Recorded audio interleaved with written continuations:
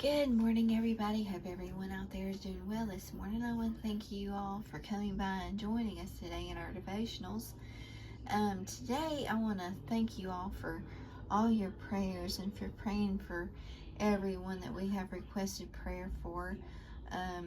As I mentioned yesterday, that I wanted y'all to help us pray for Brother Junior's son. They had put him in hospice, but he passed away yesterday morning in the morning hours there.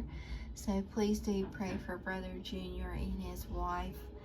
I can't imagine how he's feeling right now, but we just ask that you all pray that the Lord will just wrap him up in his arms of love and just to give them comfort as they go through this. And us as church family can huddle around them and just tell them that we love them and that we're there for them, and we should do that for one another as well.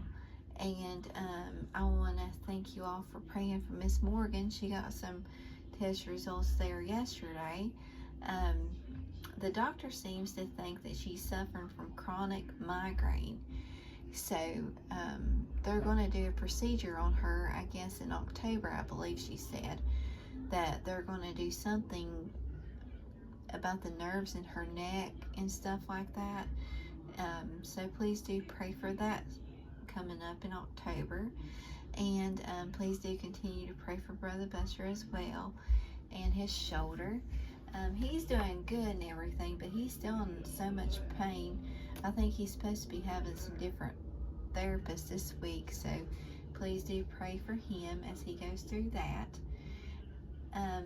Our title of their devotional today is from Matthew chapter 6 verse 27, but the title is called Relax. There are some things you cannot change.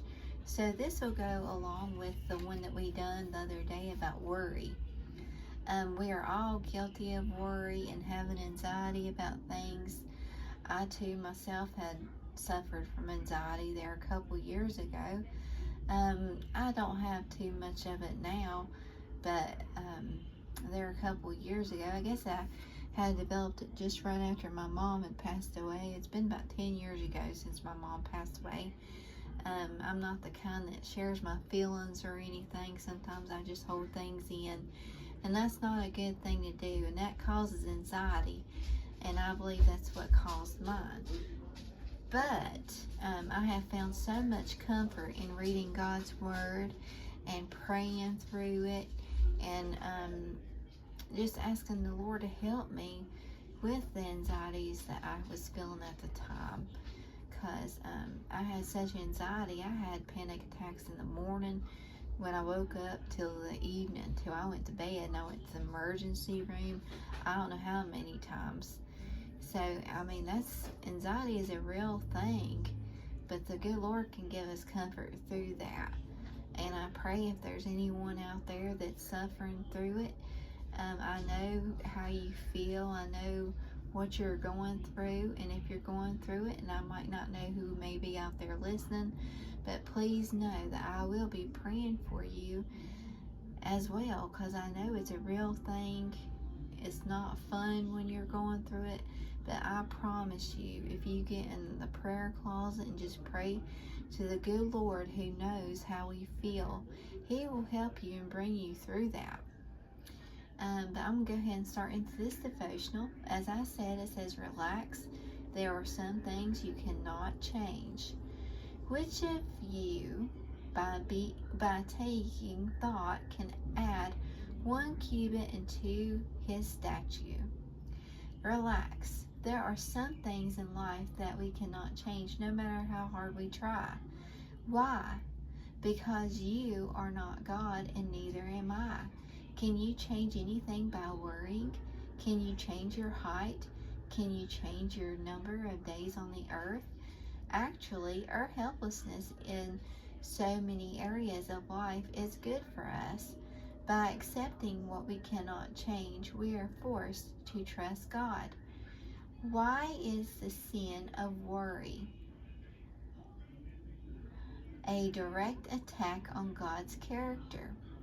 What does our consistent anxiety say about an all-knowing and all-powerful God? So you can answer that for yourself. Add 1 cubit into his stature. How tall would you like to be? While playing basketball, I wanted to be 6'8". But while flying on most airlines today, I like being 5'9". Most people would like to be taller, but think about it. Do I really want to add a cubit? I am 5'9", and by adding a cubit, I would be 7'7" giant. Being stared at, not fitting in most cars, not finding clothes, bumping my heads on doorways, etc. does not sound like fun to me. So how tall would you like to be?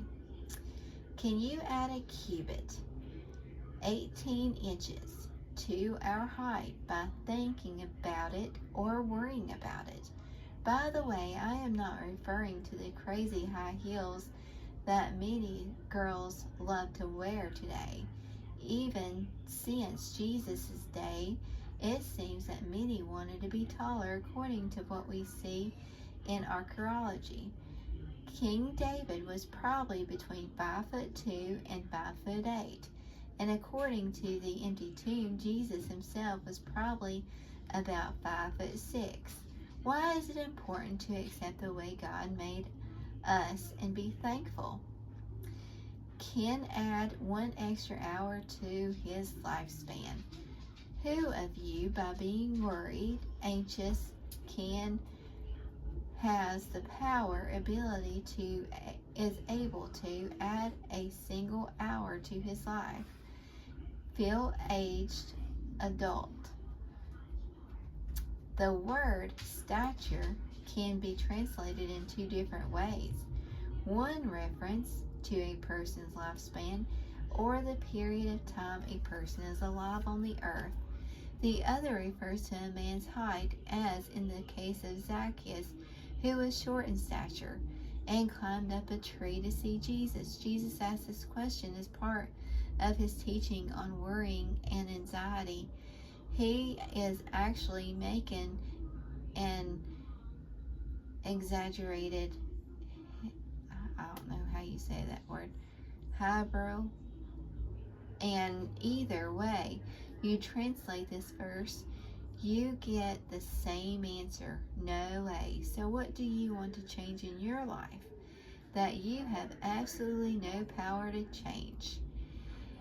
Worry is senseless. Trusting God is sensible. Makes sense. You can worry yourself to death, but not to life. Dr. Charles Mayo of the famous Mayo Clinic wrote, worry affects the circulation, the heart, the glands, and the whole nervous system. I have never met a man or known a man to die of overwork, but I have known a lot who died of worry. If I worry because I look small or short in body, I still cannot worry myself taller. If I am troubled and anxious because I might die young, I cannot worry more hours or days to my life. My worrying will accomplish absolutely nothing. Jesus said so, by the way. This is no excuse to say that dieting and exercise is worthless. We are commanded in 1 Corinthians 6, verse 19 and 20 to take care of our bodies. Answer the following questions from this passage. Number 1, what is a believer's body called? Number 2, who dwells in that temple? Number 3, who owns our bodies? Number 4, how can we glorify God in our bodies? Can you list even one positive consequence to worry and anxiety? Whether you desire to add inches to your height or years to your life, there are so many things that we just cannot change. The good part in all of this is God is in control, and I must just trust Him again. I must just trust. Be careful for nothing, but in everything, by prayer and supplication, with thanksgiving, let your requests be made known unto God. Philippians 4:6.